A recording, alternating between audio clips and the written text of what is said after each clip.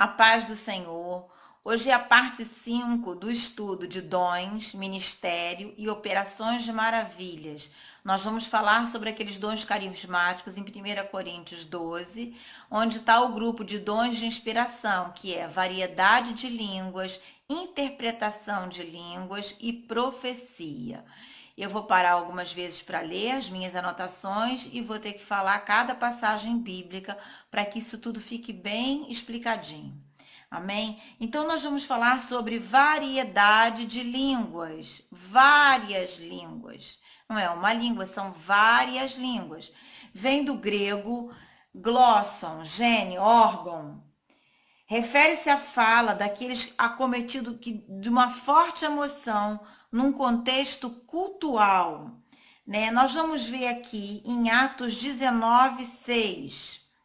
Vai dizer assim, a palavra do Senhor: quando Paulo lhes impôs as mãos, veio sobre eles o Espírito Santo e começaram a falar em línguas e a profetizar. Ou seja, pela imposição de mãos de Paulo, veio sobre eles o Espírito Santo, um poder, e começaram a falar em línguas e a profetizar. Provavelmente tiveram a interpretação dessa língua. Nem toda língua tem a interpretação. Nós vamos ver que a língua estranha é um sinal, pode ser um sinal, uma evidência do batismo com o Espírito Santo, mas não significa que quem não ora em línguas, quem não fala língua estranha, não foi batizado com o Espírito Santo. A língua é um dom, a variedade de línguas é um dom do Espírito Santo. Não significa que você não tenha sido batizada com o Espírito Santo. Jesus é quem batiza com o Espírito Santo, é um poder que vem sobre a pessoa para um fim proveitoso, para exercer o ministério, para exercer o chamado do Senhor, que é ir por todo o mundo fazendo discípulos e pregando a palavra das boas novas. Nós vamos ver que há línguas que é só como um sinal, a pessoa pode falar uma única vez e depois nunca mais falar. Pode ter sido só uma evidência que ela foi batizada, não recebeu o dom, ou como pode não acontecer, porque a língua estranha é um dom. Ela pode ser somente de glorificação, é um sinal, porém é permanente. O Espírito Santo capacita a pessoa para louvar em qualquer situação. Às vezes é só uma palavra, só um vocábulo. Isso não tem tradução, é uma língua que é para a glorificação do nome do Senhor. É para a glorificação, não tem tradução. Ou pode ser somente uma língua de intercessão. Não é possível ser traduzida. Pertence à mesma classe dos gemidos inexprimíveis. Geralmente, quem possui essa língua não traduzida é quem é aquele intercessor. A pessoa está no momento de intercessão, ela está intercedendo, ela é tomada numa língua que não tem tradução, é como se a alma dela, o espírito dela gemesse com gemidos inexprimíveis. Não há tradução, está sendo para interceder. Variedade de línguas. Temos também a língua dos anjos. Neste caso, a característica principal que acompanha o possuidor do dom é uma autoridade fora do comum nas palavras, sendo muito utilizada por quem participa de ministérios de libertação e ministério de cura. Essa língua pode ser traduzida, sim, pelo dom de interpretação de línguas, pois muitas vezes pode possuir o peso de uma mensagem profética que traz um recado de Deus. A própria pessoa que está falando pode interpretar essa língua, se ela tiver o dom de interpretação de línguas, ou outro pode interpretar essa língua. Isso está lá em 1 Coríntios 13, a língua dos anjos, depois nós vamos ler. E tem também a linguagem particular. O nosso espírito clama a Deus, é uma intimidade entre o crente e o altar de Deus. Portanto, só pode ser traduzida se quem fala deseja expressar essa tradução. Os anjos não a compreendem. É quando o indivíduo, em toda a sua privacidade, necessita de autoridade da palavra para se dirigir ao Senhor. É como uma mensagem, pensamento, só o Espírito de Deus tem acesso. É você e Deus somente. É a edificação da sua própria vida. Por isso que é importante que nós venhamos a buscar o dom de variedade de línguas, porque você está edificando a sua própria vida. Então, você pode receber uma língua de glorificação que vai ser só um vocábulo, é como se fosse um glória e aleluia, não tem tradução. Você pode receber essa língua, que é a língua de que te dá autoridade no mundo espiritual, e essa língua pode ser traduzida com uma mensagem profética, por quem tem um dom de interpretação de línguas, olha, pode vir como um sinal, e só aconteceu uma vez. Saiba que o batismo com o Espírito Santo é algo sobrenatural que o Senhor repousa sobre a sua vida. Não significa que você, não falando em língua, não seja batizado. O batismo, existem muitos dons, nós estamos percorrendo sobre todos eles.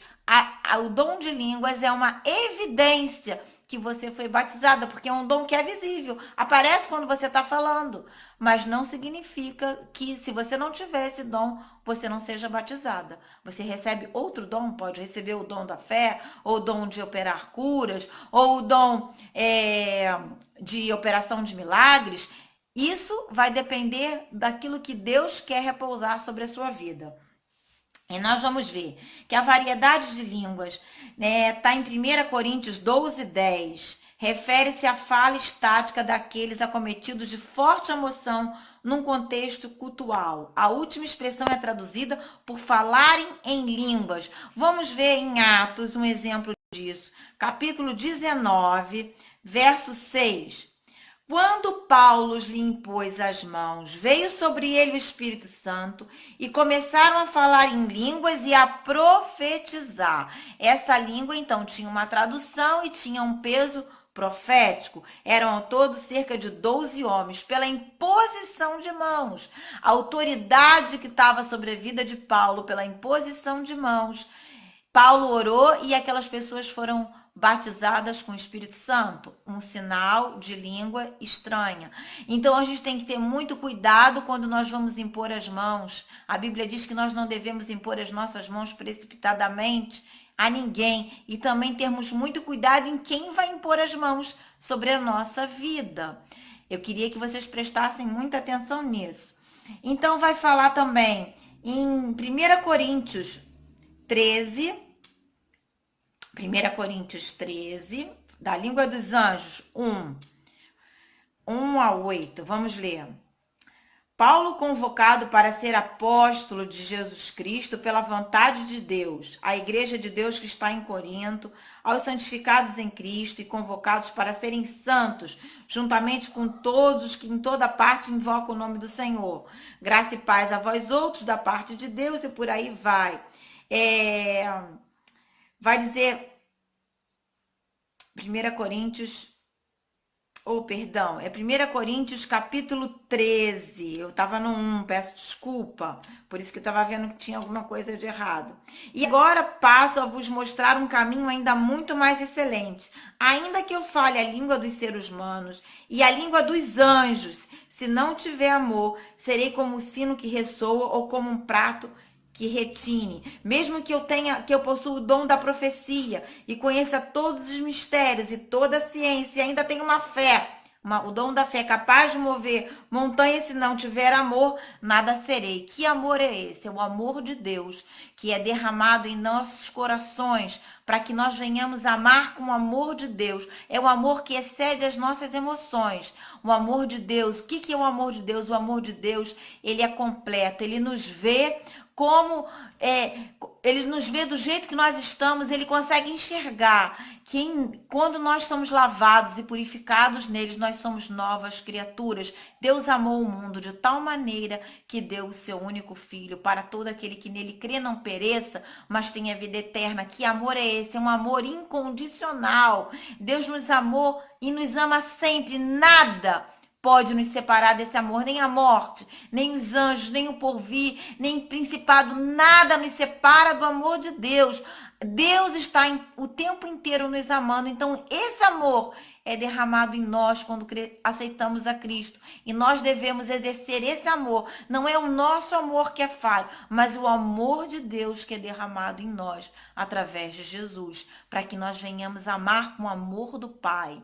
É um amor incondicional, um amor paciente, que sofre, que suporta, que não busca os seus interesses, que não se ensoberbece, não tem ciúmes. É o amor de Deus derramado em nós. E nós vamos ver que então há a língua dos anjos, a língua dos homens e a língua estranha.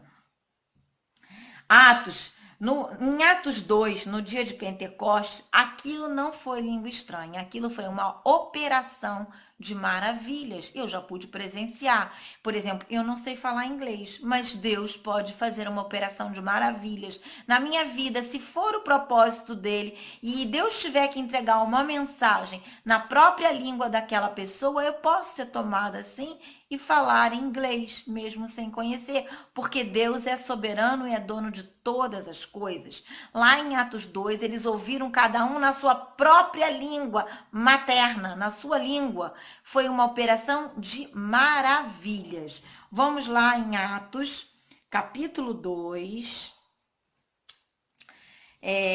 de 8 a 11. Como então cada um de nós o ouve falar em nossa própria língua materna? Nós que somos partos, medos e elamitas, habitantes da Mesopotâmia, Judéia e Capadócia, do Ponto e da província da Ásia, Frígia, Panfilha, Egito, das partes da Líbia, próximas a Cirene, e romanos que estão morando aqui, tanto judeus como os convertidos ao judaísmo, cretenses, árabes, e por aí vai. Eles ouviram a pregação na sua própria língua. Então, aquilo foi uma operação de maravilhas. Acontece hoje? Sim, acontece hoje. Porque Deus é o mesmo ontem, hoje e eternamente. Deus é o grande eu sou, ele é o alfa e o ômega. Para ele não, ele é eterno. Não existe presente, passado nem futuro, ele é. Nós é que estamos limitados a presente, passado e futuro. Por isso que quando o Senhor traz uma revelação, ele conhece a nossa vida, ele conhece, eu não conheço, mas ele conhece o presente, o passado e aquilo que está por vir. Então ele pode trazer aquilo que está oculto, que só eu e mais ninguém sabe, o Senhor pode revelar para curar, para transformar aquilo que aconteceu no passado, mas ele pode revelar aquilo que eu estou sentindo no presente, e ele pode dizer aquilo que vai me acontecer no futuro, porque Deus é eterno. A eternidade é um atributo de Deus. Deus é onisciente, onipresente e onipotente. Deus está em todo lugar, tem todo o poder e sabe todas as coisas. O Senhor, quando Jesus foi na cruz do Calvário, ele morreu por todos os pecados, os que eu já cometi, os que eu cometo diariamente e aqueles que eu ainda vou cometer, porque o sacrifício do Senhor é perfeito. Eis o Cordeiro de Deus que remove o pecado do mundo. Precisamos ter essa cruz para que essa cruz possa realmente me justificar dos meus pecados. Então, quando acontece lá em Atos, no capítulo 2, foi uma operação de maravilhas, não foi uma manifestação de línguas estranhas, nem língua dos anjos, nem uma língua para glorificação, nem uma língua para interceder. Cada um entendeu na sua própria língua. Operação de maravilhas. Isso acontece hoje? Sim, Deus é soberano. Em 1 Coríntios 13, 1, nós já lemos, fala sobre a língua dos anjos. 1 Coríntios 14, vamos lá em 1 Coríntios 14, do verso 4 e 5. Quem fala em uma determinada língua, a si mesmo se edifica, mas quem profetiza, edifica a igreja. Gostaria que todos vós falassem em línguas, todavia muito mais que profetizasseis. Quem profetiza é maior do que aquele que fala em línguas, a não ser que as interprete, para que toda a comunidade receba a palavra que edifica. Então, quem fala, como eu já falei, a língua que ninguém entende, só você e Deus, você está edificando a si mesmo. Há outra língua que há interpretação, por isso existe o dom de interpretação de língua. E essa língua pode ter um cunho profético para a igreja, para o corpo, para uma pessoa em determinadas circunstâncias e situação. Pode trazer algo que foi no passado, revelar algo que está no presente, ou revelar algo que virá no futuro. Porque o Senhor é eterno e Deus faz como Ele quer fazer. Então, por isso que é importante nós buscarmos esse dom de línguas, porque vai edificar a nossa própria vida com Deus. E é muito bom nós sermos edificados. No momento que somos edificados, acabamos edificando quem está ao nosso redor.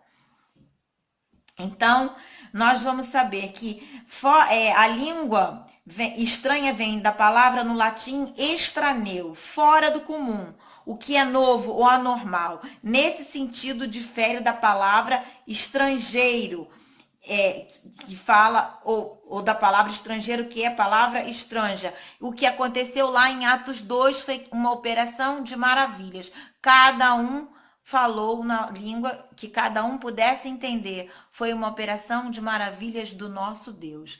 Então, que você venha buscar esse dom de língua estranha, porque você vai edificar você mesma, ou você vai glorificar a Deus, ou você vai poder ter também um dom de interpretação, outro pode ter o dom de interpretação para que tenha um cunho profético. Então, variedade de línguas, sabendo que nem sempre todas as pessoas que são batizadas com o Espírito Santo não necessariamente vão falar línguas, mas a língua é uma evidência do batismo. Não significa que você não fale língua, que você não seja batizada com o Espírito Santo. Amém? E agora nós vamos para a interpretação de línguas. 1 Coríntios 12, de 10 a 30. Essa parte é um pouquinho mais extensa. 12, de 10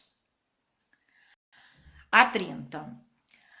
Há outro poder para operar milagres, há outro profecia, há outro discernimento de espírito, há outro variedade de línguas e há outro interpretação de línguas. Entretanto, o mesmo e único Espírito realiza essas ações. A ele distribui individualmente a cada pessoa conforme deseja. Lembrando que nós somos o corpo, onde o Senhor Jesus é o cabeça. O corpo tem nariz, boca, olho. Cada um tem uma função e todos agindo em unidade faz a igreja avançar e a igreja operar a vontade de Deus aqui na terra. Portanto, assim como o corpo é uma só unidade e possui muitos membros, e todos os membros do corpo, ainda que muitos, constituem um só organismo, assim também ocorre em relação a Cristo. Então, sabendo que todos nós somos importantes no corpo, nós precisamos saber qual é o nosso lugar no corpo, qual é a nossa tarefa no corpo do Senhor. Nós somos a igreja viva do Senhor, onde todos temos uma função para manifestar a glória de Deus. Então, nós vamos para a interpretação de línguas. É a coroação do dom de línguas. A interpretação de línguas é a coroação do dom de línguas. 1 Coríntios 14. 1 Coríntios 14, do verso 13. Verso 13. Sendo assim, aquele que fala em uma língua, ora para que possa interpretá-la corretamente. Ore, para que tenha um cunho profético. No verso 26 do mesmo capítulo, nós vamos encontrar: portanto, qual a atitude correta então? Ora, quando vos reunis, cada um de vós tem um salmo, uma mensagem de ensino, uma revelação ou ainda uma palavra em determinada língua, e a outro tem a interpretação dessa língua, tudo seja feito para a edificação da igreja. O culto tem que ter ordem e decência, né? Todo mundo fazendo de qualquer maneira, senão parece um bando de gente doida, não pode. Tudo tem que ter sua hora certa, ordem e decência. Fala que nós deveremos apresentar o nosso culto também de forma racional, com o nosso entendimento, sem escandalizar as pessoas. Amém? Então, nós vamos ver, é aquele que tem o dom de interpretação de língua, deve orar para que possa interpretar, pois a interpretação das línguas equivale a uma palavra profética. A diferença entre o dom de profecia e o dom de traduções de língua é que a tradução depende da existência da manifestação de língua, e o dom da profecia independe dessa manifestação. O dom da profecia independe de língua estranha. O dom da profecia, assim diz o Senhor. A pessoa recebe uma palavra de sabedoria, ou uma palavra de conhecimento, ou por inspiração, ou através de visão, que é graça de Deus, ou através de um texto bíblico, e o Senhor vai dar a palavra com cunho profético, independe da manifestação de língua estranha. Independe. O portador do dom pode falar por revelação, por inspiração, recebendo também o conhecimento e o discernimento espiritual, sabendo que nós temos que provar os espíritos para ver se procedem de Deus, se procedem da carne, se procedem do Senhor ou se procedem do inimigo, do Satanás. Por isso que o dom de discernimento de espíritos é muito importante. Ele vai carimbar o selo daquilo que é verdadeiro e daquilo que não é verdadeiro. Que você possa buscar o dom de línguas, que você possa buscar em Deus tudo aquilo que o Senhor tem para a sua vida. Então, na parte 6, nós falaremos sobre profecia e vamos voltar um pouquinho sobre como acontece essa manifestação de línguas estranhas. Tenha um bom dia em nome de Jesus.